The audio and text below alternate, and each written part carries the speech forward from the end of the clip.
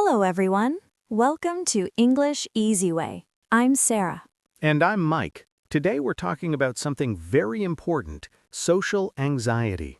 That's right. Many people experience social anxiety, and it's important to know how to talk about it in English. In this conversation, we'll share stories, useful phrases, and help you practice speaking about feelings and emotions. So grab a cup of tea, relax, and let's learn together. Sarah, can I share something personal with you? Of course, Mike. What's on your mind? Well, last week I went to a party, and I felt really uncomfortable. My heart was beating fast, my hands were sweating, and I just wanted to leave. Oh, that sounds difficult. It sounds like you were feeling anxious. Exactly. I was so nervous about talking to new people.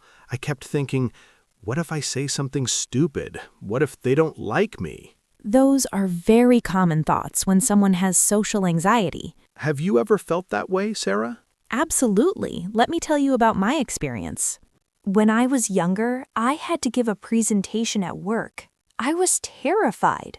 What happened? The night before, I couldn't sleep. I kept going over my presentation again and again in my mind. On the day of the presentation, I walked into the room and everyone was staring at me. I felt like I couldn't breathe. That must have been really scary. Did you manage to do it? Yes, but my voice was shaking and I spoke very quickly. I just wanted it to be over. You know what? That's actually very brave. You felt afraid, but you did it anyway. Thank you, Mike. That's a good point. Courage isn't about not feeling fear. It's about doing things even when you're scared. So, Sarah, what exactly is social anxiety? Can you explain it for our listeners? Sure. Social anxiety is when you feel extremely nervous or worried in social situations. It's more than just being shy. What's the difference between being shy and having social anxiety? Great question. Shy people might feel a little uncomfortable at first, but they usually warm up to people quickly. Warm up to. Become more comfortable with. Start to like. People with social anxiety might avoid social situations completely because the fear is so strong. I see. So what are some common situations that make people anxious? Well, there are many. Speaking in front of a group, meeting new people, going to parties, making phone calls, eating in public, being the center of attention. Wow, I didn't realize eating in public could make someone anxious. Yes, some people worry that others are watching them and judging them. Judging. Forming an opinion about someone, often negative. Center of the attention. When everyone is looking at you and focusing on you. That must be exhausting, always worrying about what others think. It really is, but the good news is that there are ways to manage it. Sarah, what are some good phrases people can use to talk about their anxiety in English? Excellent question. Let me share some useful expressions. Let's start with how to describe the feeling.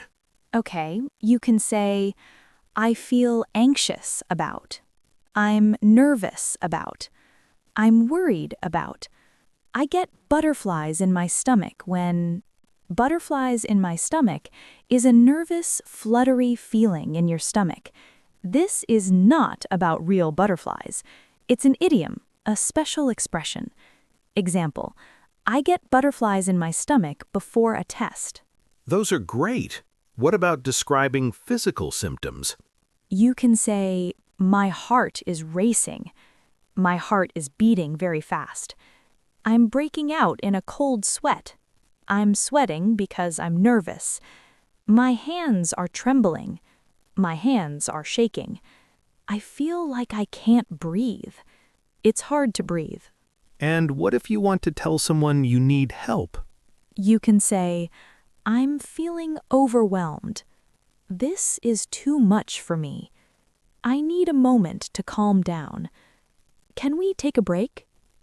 Overwhelmed means feeling like something is too much to handle. Take a break means stop for a short time to rest. These are all very useful phrases. So, Mike, you mentioned you felt anxious at that party last week. What did you do to help yourself feel better? Well, first, I took some deep breaths. That really helped me calm down. Deep breathing is so powerful. What else did you do? I reminded myself that everyone at the party was just a normal person, like me. They weren't there to judge me. That's a great mindset. Did you end up talking to anyone? Yes, I started with something small. I saw someone standing alone and I just said, "Hi, I'm Mike. How do you know the host?" That's perfect. You started with a simple, friendly question. Exactly. And you know what? The person was really nice. We talked for about 10 minutes. That's wonderful.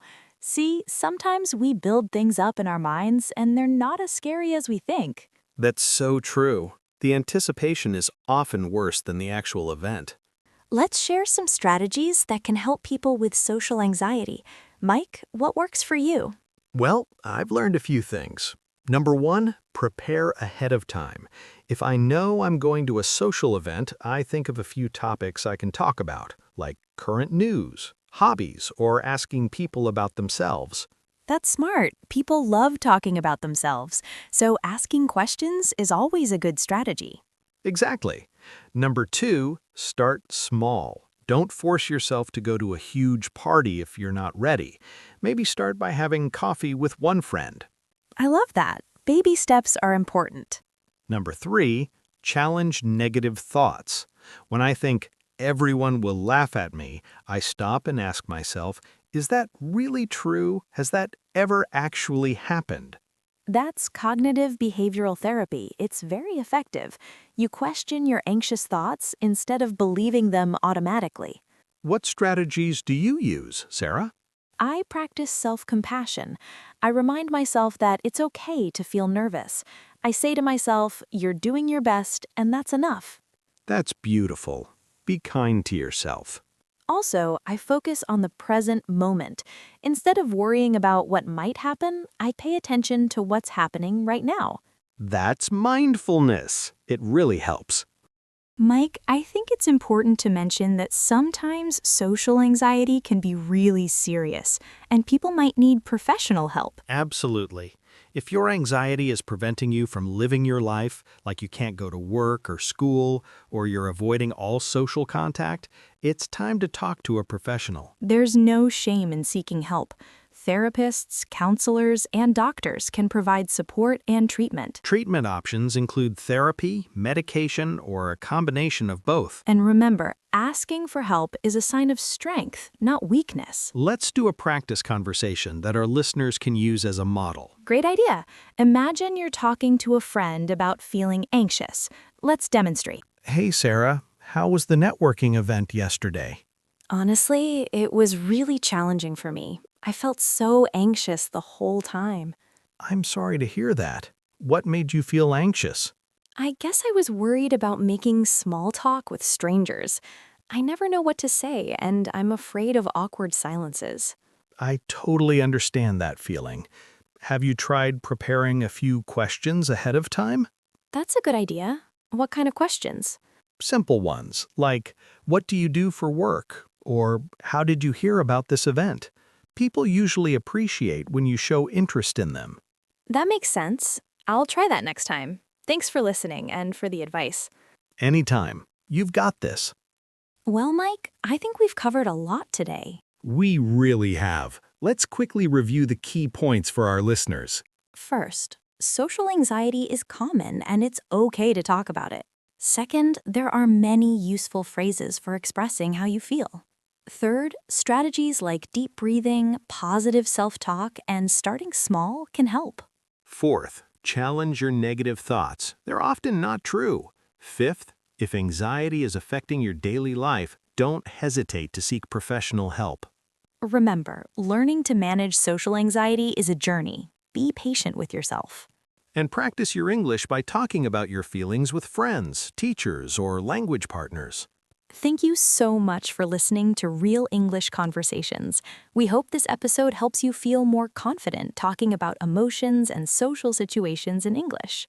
If you enjoyed this episode, please share it with your friends who are learning English. Take care of yourselves, and remember, you're braver than you think. See you next time. Vocabulary recap for learners. Key words and phrases. Social anxiety equals fear in social situations. What's on your mind equals what are you thinking? Manage to equals succeed in doing. Warm up to equals become comfortable with. Butterflies in the stomach equals nervous feeling. Overwhelmed equals too much to handle. Build things up equals make seem bigger than reality. Baby steps equals small, gradual progress. Self-compassion equals being kind to yourself. Small talk equals casual, light conversation. You've got this equals you can do it. Seeking help equals looking for assistance. Vocabulary recap for learners. Key words and phrases. Social anxiety equals fear in social situations. What's on your mind equals what are you thinking? Manage to equals succeed in doing. Warm up to equals become comfortable with. Butterflies in the stomach equals nervous feeling. Overwhelmed equals too much to handle. Build things up equals make seem bigger than reality.